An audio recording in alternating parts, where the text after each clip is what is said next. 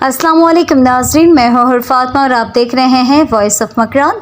ग्वादर से खबर शामिल करते हैं। ग्वादर के डीसी अहमदुर रहमान और ग्वादर के असिस्टेंट कमिश्नर जवाद अहमद जहरी ने ग्वादर प्रेस क्लब का दौरा किया, ग्वादर के सहाफ़ियों से हाल अहवाल किया और सहाफ़ियों ने ग्वादर के कई मसाइल और खुसूसन ग्वादर प्रेस क्लब के मामलात पर इनसे तबादला ख्याल किया।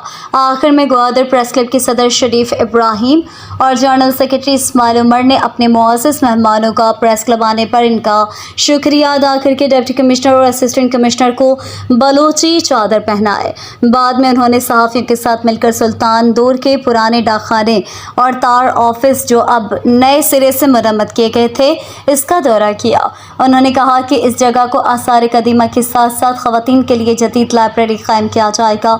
उन्होंने ग्वादर प्रेस क्लब के सहाफ़ियों की कारकर्दगी पर इन्हें खराज तहसीन पेश की और कहा कि ग्वादर प्रेस क्लब शहर के वस्त में है, इसकी अफादियत और अहमियत से इंकार मुमकिन नहीं।